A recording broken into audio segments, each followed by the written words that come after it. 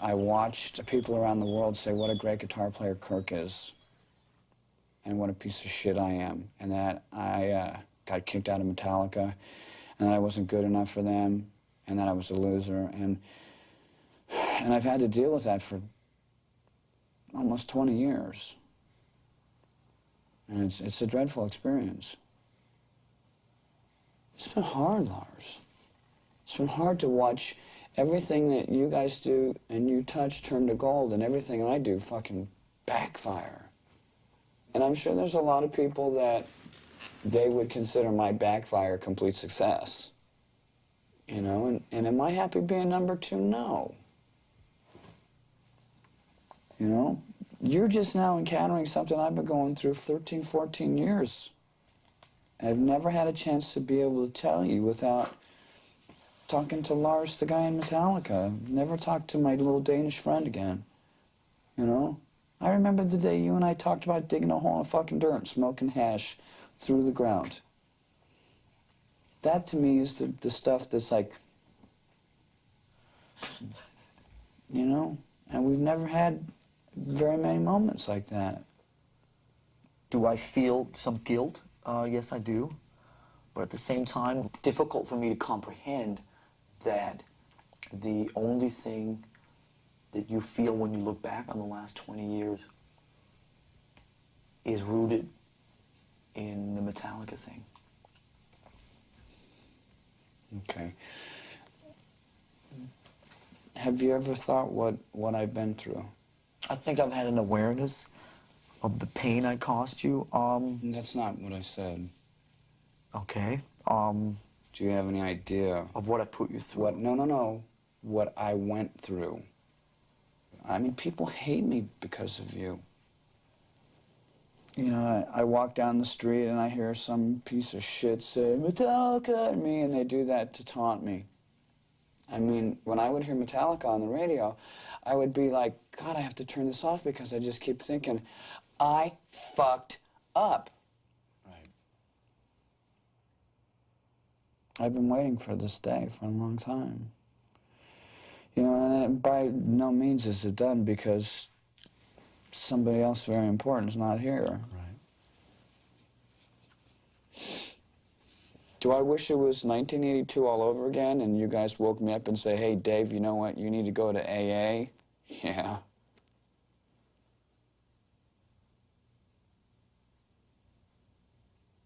I'd give anything for that chance.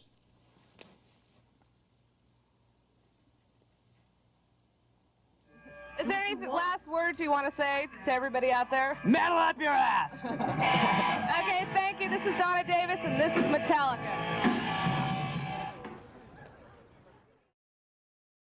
It's difficult for me to comprehend that the only thing that you feel when you look back on the last 20 years is rooted in the Metallica thing. Okay. I'll explain in as simple terms as I can, not to stultify you, but to just make it real easy.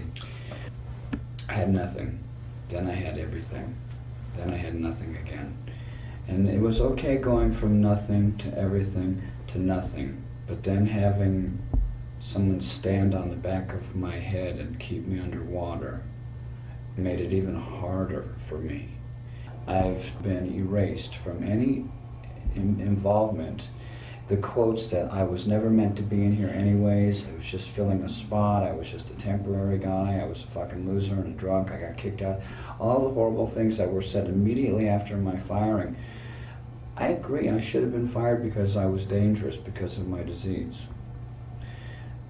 But watching for so many years, the band continue to become successful and successful and successful, and us to never address, you know, the way that I was let go. My God, Lars, you guys woke me up and said, you know what, you're out. And I asked you, what, no warning? I said, no second chance? And you guys said, no, go. Good God, man, I didn't get a chance. And I've lived, and yeah, maybe for some people, you know, 18 years is a long time. For me, it seems like yesterday. I woke up and I look up and I see the guys that I love, that are my extended family. Gotta remember, all I had was my mom. All I had was you and James.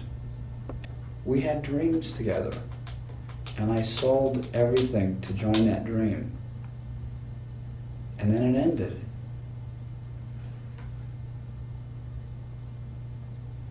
And I agree with you for doing what you did because of the nature of the disease. But don't kid yourself. What do you mean? I mean, there was ways to address, what was going on, with my problem. And who I am sober is totally different from who I am drunk.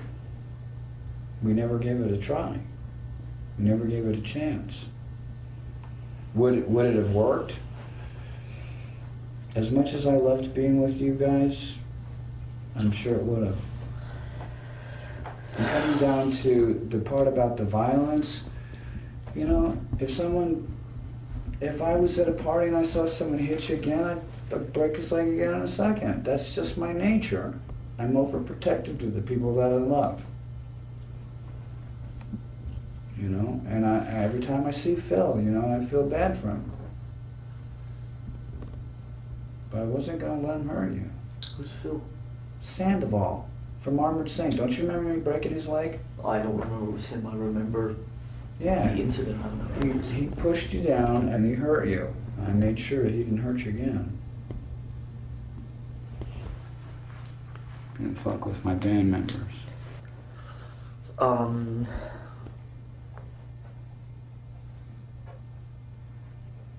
I had this clear vision, which I don't know if I've ever told you, but the night where we decided to let you go, a couple of days before we let you go, and we played some show, and me and you were just sitting there, and I think we were smoking some pot and being very mellow, and I just remember I had this clear vision of just being overwhelmed with sadness and emotion about what was about to go down literally like 8 hours after that. Not saying in any way that I was not equally responsible for being part of making that decision, but at the same time feeling just an overwhelming sadness and guilt, because I really felt that when all the bullshit went away, a lot of the kind of the boasting and the he-man and all that bullshit sort of went away, that you were a really tender person. I felt that you had this really tender side to you that I was really attracted to, or really felt comfortable with, you know what I mean? And I think that's always been there. And that's why I think I sought you out. I'm not mad at you, Lars. I know you're not. And I don't want anything from anybody. I still have my dreams. I'm glad that James is getting help. I really am. I wish that James was here. I wish Cliff was here.